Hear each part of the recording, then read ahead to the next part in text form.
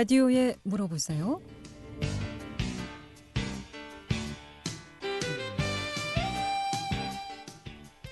여러분 안녕하십니까? 라디오에 물어보세요. 진행의 김혜정입니다.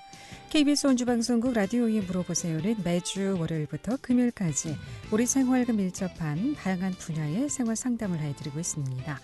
오늘은 권성중 변호사 모시고 법률 상담하겠습니다. 오늘 부동산의 이중매매에 대해서 알아보도록 하겠습니다. 이중매매의 문제점은 무엇이고 또 부동산 매매할 때 어떤 점에 좀 주의를 해야 되는지 알아보도록 하겠고요. 이 밖에도 주택상가 임대차 보호법이라든가 가사 분쟁, 땅 문제, 고소고발건 모두 좋습니다. 이용하실 상담 전화 764국에 6335번, 764국에 6336번 두 대의 전화 준비되어 있고요. 전화 참여가 어렵거나 번거로운 분들은 50원의 정보 이용료 있는 문자 샵 8950으로 상담해 주시면 되겠습니다. 권성중 변호사 모시겠습니다. 예, 안녕하세요. 네. 오늘 부동산 이중매매에 대해서 지난 시간에 이어서 좀 알아보도록 하겠습니다. 네네. 이중매매라는 거 어떤 경우인지 이중매매. 그냥 말 그대로 이중매매가 두 번 이상 같은 부동산을 판다 이런 뜻이죠. 이중매매라는 게. 그 A가 이제 B에게 부동산을 1억 원 주고 팔기로 했는데 갑자기 또 C가 2억 원 주겠다 그러니까 그럼 A가 이제 C한테 파는 거죠. 네. 이렇게 같은 부동산을 2중, 3중으로 팔아 버리는 게 이제 이중매매다 이렇게 쉽게 생각하시면 되고요. 그래서 부동산 이중매매는 이제 법률적으로 배임죄가 될 수 있는 그런가 형사적으로 배임죄로 처벌받을 수 있는 행위이기 때문에 좀 주의를 기울여야 되고요. 그다음에 매수인 입장에서 이게 혹시 내가 이중매매가 되는 건 아닌가 이런 것들도 미리 좀 살펴볼 필요가 있는 그런 사안입니다. 그런데 거래 중에는 이게 네. 이중매매인지 삼중매매인지 그렇죠. 확인할 수가 없지 그래서 않습니까? 이제 가끔 영화 같은 데 나오는데 네. 자기가 산 집에 가봤더니 다른 사람이 살고 있다. 이런 거죠. 근데 굉장히 지방은 좀 덜하지만 서울의 경우에는 그렇죠. 그런 경우가 굉장히 좀 흔한 것 같더라고요. 그렇죠. 그러니까 네. 이제 집을 가보질 않고 사는 경우에 혹시 이중매매를 당할 수도 있고 사기를 당할 수도 있고 네. 그 집에 이제 자기가 살려고 하는 집이 1번지다 이러면 그 1번지에 가서 진짜 비어 있는지 아니면 그 집에 누가 살고 있는지 그걸 팔려고 하는 주인이 살고 있는지 아니면 임차인이 살고 있는지 또 새로 산 지금 오늘 이제 주제가 이중매매니까 네. 처음으로 산 사람 원매수인이 또 살고 있는지 이런 것들을 봐야 되는데 그러니까 이제 이중매매를 하는 두 번째 매수인 같은 경우에는 사기를 당할 가능성이 있는 거고요. 완전 사기 아닙니까? 그렇죠. 근데 이제 첫 번째 매수인 같은 경우에는 잘못하면 이제 두 번째 매수인한테 자기가 이제 집을 뺏기는 경우도 있기 때문에 이중매매는 그러니까 1매수인이 있고 2매수인이 있습니다. 첫 번째 산 매수인을 1매수인이라고 하고요. 네. 두 번째 산 매수인을 2매수인이라고 하는데 지난번 시간 때도 말씀드렸지만 우리나라는 부동산 같은 경우에는 소유권 이전 등기, 네. 그러니까 등기를 격려해야 적법한 소유자가 됩니다. 그러니까 돈을 1억 원짜리 부동산을 이제 집이나 토지를 매수했다고 하더라도 등기를 안 하고 있으면 소유자가 아니에요, 법률적으로. 그렇죠. 돈을 다 줬는데 등기를 안 받았을 때는 제3자나 대외적으로 소유자가 아니기 때문에 또 이중매매가 생길 수 있는 그런 여지가 생기는 거죠. 네. 근데 이제 아파트 같은 경우 우리가 매매할 때 그 네. 집에 누가 사는지 전 임차인이 사는지 아니면 새로 집을 사서 들어온 사람인지 확인하기가 쉽지 않은데 그럼 직접 가서 살고 있는 분하고 확인 보통 하는 이제 중개사 거지. 사무실 통해서 하니까 그렇죠. 그런 것들을 확인을 하셔야죠. 네, 상담 전화 먼저 받도록 하겠습니다. 764국에 6335번 전화 주셨습니다. 연결하겠습니다. 여보세요. 여보세요? 네, 어떻게 궁금하십니까? 되게 복잡하기는 한데요. 네. 네. 또 법률이라 여쭤볼 데 없고 계속 방송 듣는데 전화했거든요. 네네, 잘하셨습니다. 2017년도에 네. 같이 땅을 샀어요. 토지. 어느 할아버지하고. 네. 예, 그래서 3분의 2는 저희 명의로 하고 3분의 1은 그 할아버지 명의로 했어요. 네네. 그게 이제 왜 그렇게 됐냐면 아는 사람 지인 땅인데 네네. 그쪽에 전철역이 생긴다 그래가지고. 네. 근데 그 먼저 있던 사람은 뭐 빚에 쪼들려가지고 이렇게 넘어가는 형세에서 네네. 아깝더라고요. 그래서 제가 그 형편은 안 되고 그래서 그분하고 이제 타업을 해서 샀거든요. 네네. 그래서 3분의 2는 저 명의로 하고 3분의 1은 그 사람 명의로 하고. 네. 일단 제가 그때 신용이 안 돼서 가보니까 내 명의로 안 된다 그러더라고요. 네네. 그래서 그 사람 명의로 이제 그 사람 명의로 된다 그래가지고 이제 은행에서 전에 있던 사람이 부채가 많아서 그걸 안고 사야 된다 그러더라고요. 예. 그래서 이제 그렇게 샀고 그렇게 부채를 안고 샀고 그 사람이 보면 3분의 1 정도를 내야 되는데 예. 제가 계속 이자를 갚고 이제 그런 상태인데 그 사람이 나중에 이제 일은 그렇게 해서 넘겨받기로 하고 주기로 했었거든요, 그 사람이. 근데 안 주더라고요. 그래서 왜 안 주냐 그랬더니 돈이 없대요. 그래서 돈이 없으면 어떻게 해서라도 줘야 되지 않냐 그랬더니 자기네 가게에 와서 장사를 해서 가져가래요. 네네. 그래서 아는 사이고 어차피 급한데 이렇게 명의를 빌려줬고 그래서 그 집에 가가지고 장사를 하면서 그 돈을 받았어요, 제가. 네. 받고서 지금 5월 달에 그 땅이 빨리 안 올라가니까 이 사람이 돈이 급해고 그래서 돈 좀 해달라 그러더라고요. 그걸 자기가 포기하겠다고.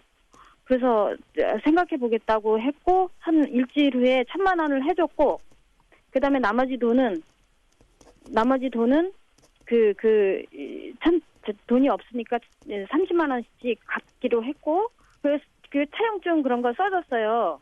네. 그런데 그거로 압류가 들어간 거예요. 압류가. 저도 몰랐었는데 신용보증재단에 제가 이제 대출한 게 있어서 그거 다시 연장하러 갔는데 그때 알은 거예요. 엊그제. 예. 그래서 압류가 가압류 찼더라고요. 근데 그게 내가 갖기로 한 날짜가 하나도 지나지 않고 그랬는데 그게 가압류가 됐더라고요. 그래서 왜 그러냐 그랬더니 이제 법원에서 등기로 왔는데 내가 못 받아봤고 많이 못 받았다는 그거로 그냥 가압류가 되더라고요. 그게. 네. 그래서 지금 이 상태에서는 그 사람이 이제 거짓말 시켜서 그렇게 법원에서 그렇게 내용을 그렇게 써서 그렇게 했고 저는 써준 거는 그 땅을 이전시키면서 그렇게 써줬었거든요. 사모님.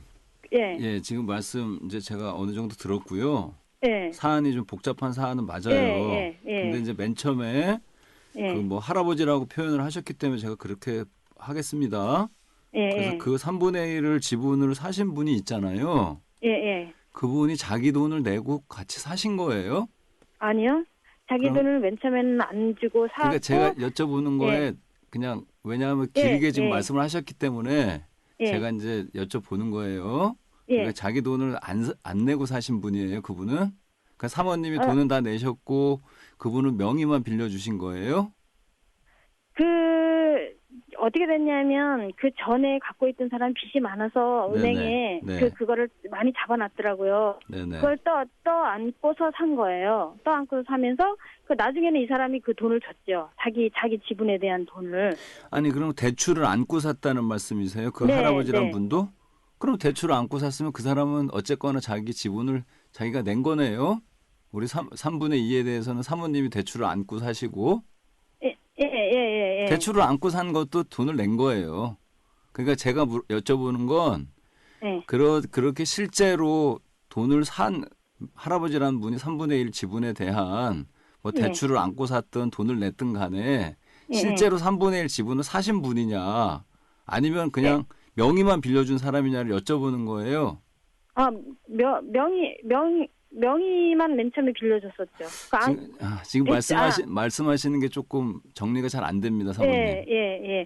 대출을 그 사람 명의로 샀으니까 그 사람이 아는 거겠죠? 안고 샀으면 이자는 내가 냈고. 그러니까 예. 명의 신탁을 여쭤보는 거예요. 사모님이 예. 실제로 다 사는데 그 사람 명의만 3분의 1을 빌린 건지 아니면 실제로 3분의 2, 3분의 1씩 예. 그냥 돈을 내기로 해서 사신 건지. 근데 지금 중간에 쭉 계속 말씀하셨잖아요. 네. 그런 네. 걸 전체적으로 들어보면 같이 3분의 1, 3분의 2씩 사신 네. 것 같아요. 네, 네, 그 네. 중간에 뭐 계속 뭐 이 방송에서 다 네. 얘기하기는 좀 어렵지만 예, 예, 뭐 예. 그런 저런 과정이 있어서 지금 뭐 가압류까지 말씀을 하셨고요. 네. 이거 지금 사실 방송에서 말씀드리기 조금 복잡한 사안이어서요. 그렇기는 해요. 예, 요거 좀 법률사무소나 변호사 사무실 가셔갖고 예. 뭐 예, 가압류 푸는 방법이나 예, 또 예, 이분과의 관계를 해결하는 방법 이런 것들은 네, 그 네. 법률사무소를 좀 찾아가시는 게 좋을 것 같아요, 사모님. 아, 예, 좀 그런 게 좋을 것 복잡하긴 같아요. 하네요. 일단은 제가 예. 명의 신탁은 아니라는 거는 알았기 때문에 네, 네. 3분의 네. 1, 3분의 2 지분씩 사셨고 뭐 네. 대출 관계도 있다고 하셨고 예, 예. 또 뭐 이자 변제 문제도 있다고 하셨고 예, 그다음에 예. 뭐 중간에 포기하고 내 돈 뭐 1,000만 원도 또 받으셨다는 말씀도 하시고 나머지 예, 뭐 그분이. 30만 원씩 변제받기로 했다 뭐 이런 말씀도 하시고 막 그러기 때문에 예, 예. 이거 뭐 예. 딱 이렇게 하십시오 이렇게 말씀드리기 어려워요 사안이. 예, 그러니까 저도 변호사 사무실 한번 복잡하더라고요. 찾아가셔갖고요. 네, 예, 네. 자세한 상담 받으시는 게 좋을 것 같습니다. 네, 알겠습니다. 네, 그러세요. 네, 고맙습니다. 네. 이게 뭐 부동산 이중 매매처럼 네. 네, 아 부동산 지금은 이제 소유할- 제가 좀 전에 전화 주신 사모님한테 여쭤본 건 네. 3분의 1, 3분의 1을 취득을 하는데 명의 신탁으로 하는 경우도 있거든요. 근데 지금 이제 말씀하신 사안은 그분은 3분의 1을 사고 네. 여기는 3분의 2를 사고 그래서 각각 지분으로 매수를 했는데 그게 이제 돈 관계나 이런 것들이 깔끔하게 정리가 잘 안 되니까 네. 중간에 뭐 이자를 내가 혼자 변제를 했다, 뭐 장사해서 아마 가져가라 처음에는 그랬다, 막 명의를 이렇게 이제 복잡한 말씀을 네. 하시는 거죠. 예, 처음에 명의를 빌려줬고 이제 처음에 신용불량이어서 명의를 빌려줬고 다음에 이제 신용 이제 회복이 돼서 이분 사모님 명의로 이전했는데 이 같이 처음에 명의를 빌려줬던 분이 이제 돈을 받는 과정에서 좀 문제가 되는 사안인 것 같습니다. 예. 라디오에 물어보세요. 오늘 법률 상담하고 있습니다. 주택상가 임대차 보호법이라든가 오늘 부동산 이중 매매에 대해서 알아보고 있고요. 이용호시 상담 전화 764국에 6335번, 764국에 6336번 두 대의 전화 준비되어 있습니다. 11시 45분 지나고 있습니다.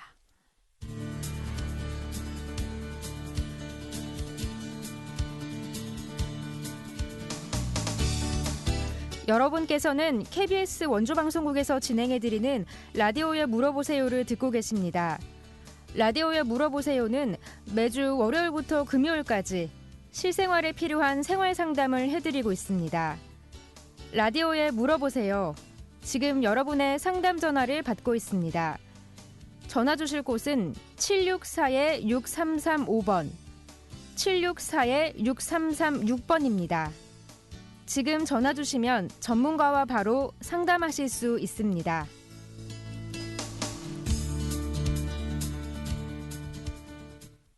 네, 라디오에 물어보세요. 오늘은 권성중 변호사 모시고 법률 상담하고 있습니다. 이용하시 상담 전화 764국에 6335번, 764국에 6336번 또는 50원의 정보 이용료 있는 문자 샵 8950으로 상담해 주시면 되겠습니다.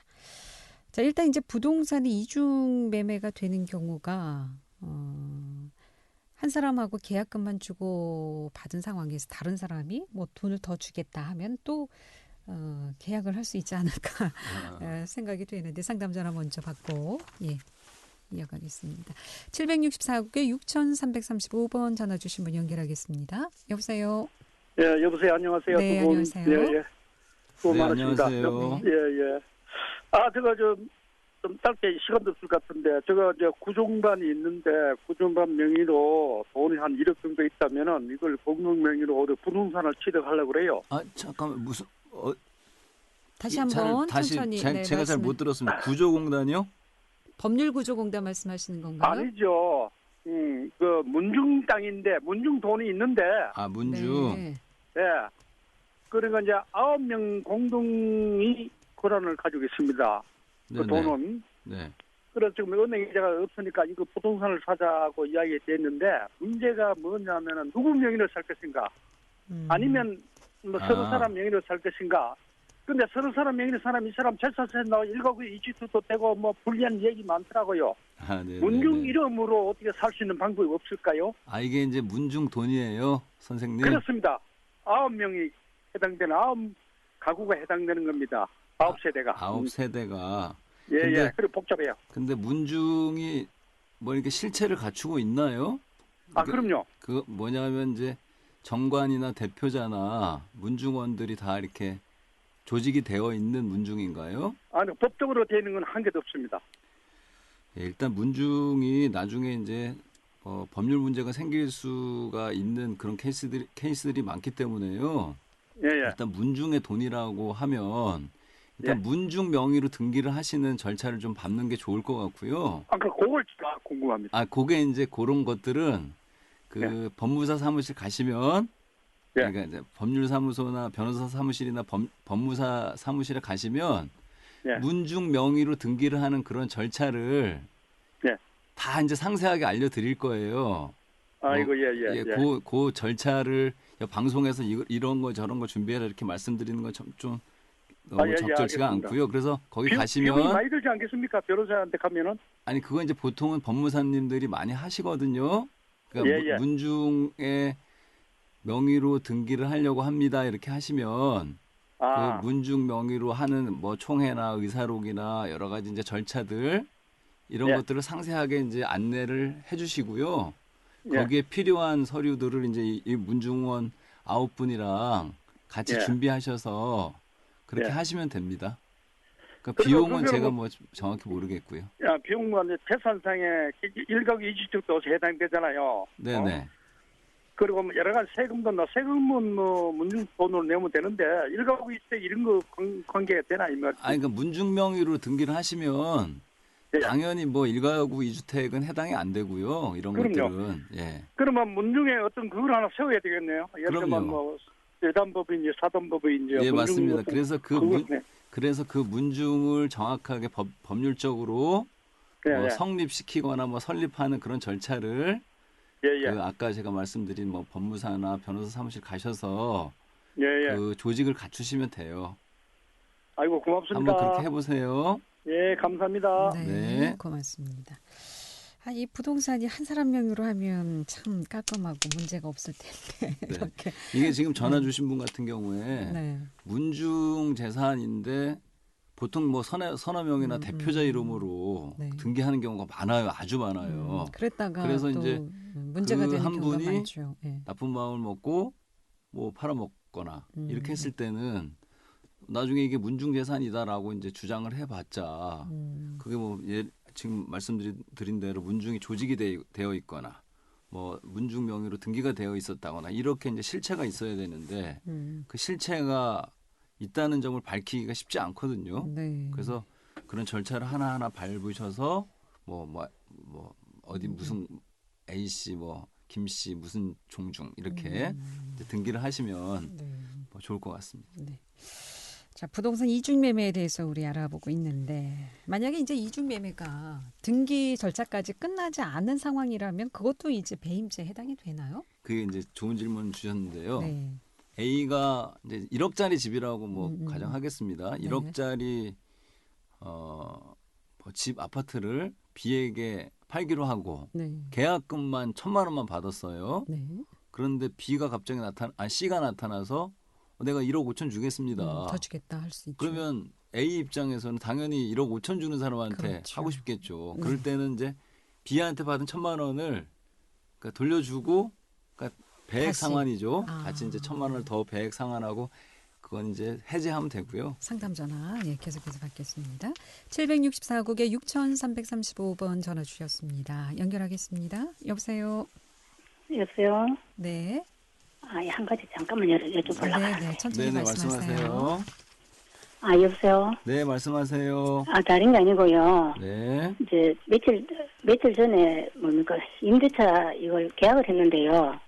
네, 임대차 계약. 했는데, 네네. 저는 신고를 안 했는데 이제 세입자가 확정 일자를 받으러 동사무소 갔나 봐요. 네. 저는 몰랐는데 그래서 저는 안 했는데 그 동사무소에서 문자가 들어왔는데 보니까 네. 신고해줘서 감사합니다. 뭐 주택 임대차 신고해줘서 감사합니다. 그럼 이래 들어오는데 네. 그러면 저는 제가 이제 임차인인데 그러면 저는 신고 안 해도 됩니까? 선생님은 임대인? 그렇죠. 임대인. 네. 그러니까 선생님이 임대인 아니고 주인이시죠? 임대인. 예예. 그러니까 주인. 예예. 그 임차인들이 보통 오시면 그 예예. 입주하고 이제 확정일자 받으러 동사무소에 가고요. 예예. 그렇게 하는 거는 보통 임대차 보증금을 나중에 확보하고 예예. 뭐 본인들의 권리를 찾기 위해서 당연히 해야 되는 절차고요.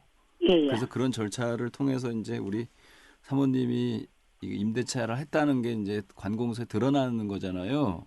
예예. 그러면 이제 뭐 자연스럽게 제가 볼 때는 뭐 신고 절차를 그래도 세무서에 따로 해야 되는 건지 제가 정확히 모르겠는데요.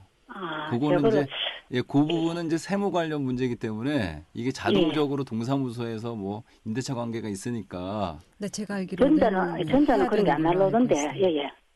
예, 지금 이제 전자는 날라오길래. 그래서 제가 볼 때는 세무서에는 별도로 그 예예. 임대차 계약을 하고 뭐 월 얼마를 받습니다라고 하는 것들을 별도로 신고를 하셔야 될 것 같아요. 네, 제가 알기로도 신고를 하셔야 되는 것으로 알고 있습니다. 그러면 저 뭡니까 세무서 가서 신고합니까? 네네, 그렇죠. 그 세금 문제는 세무서 가서 이렇게 내가 월 얼마, 보증금 얼마 이렇게 이제 임대 사업을 하고 있다라고 하는 것을 신고하셔야 될 것 같습니다. 혹시 뭐 그 문제에 대해서 더 자세히 알고 싶으시면은요, 25일 날 저희가 이제 부동산 관련해서 상담을 하니까 그때 25일. 예, 다시 한번 전화 주시면 네, 정확히 알 수 있을 것 감사합니다. 같습니다. 네, 고맙습니다. 예. 자, 부동산 이중 매매 말씀 듣겠습니다. 네. 예. 네. 아까 이제 얘기하다가 중간에 끊어졌는데요. 네.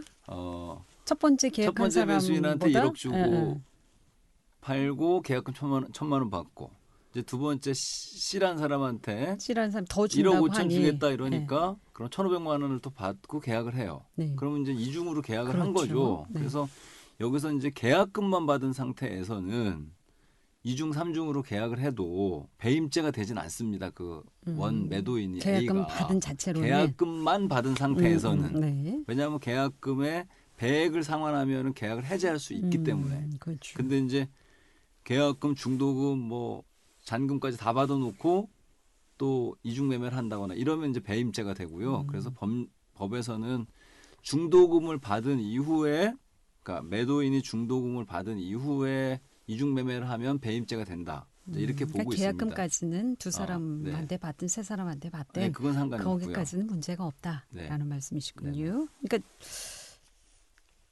중간 이제 어느 정도 이제 잔금까지는 아니어도 네. 반 이상 반 이상이 이상도 아니고 아니고 중도금이라는 게 네. 보통은 1억 원짜리 계약을 하면 계약금 1,000만 원, 중도금 뭐 4천만 원, 네, 네. 뭐 잔금 그러니까 5천만 원 이렇게 중도금 하니까. 이후에는 계약하면 그건 네, 이중매로 맞습니다. 이제 볼 수 있다. 예, 오늘 여기까지 듣겠습니다. 고맙습니다. 네, 고맙습니다. 네. 라디오에 물어보세요. 오늘은 권성중 변호사 모시고 법률 상담했고요. 내일 이 시간에는 이유민 노무사 모시고 노무 상담하겠습니다. 함께해 주신 여러분 고맙습니다. 안녕히 계십시오.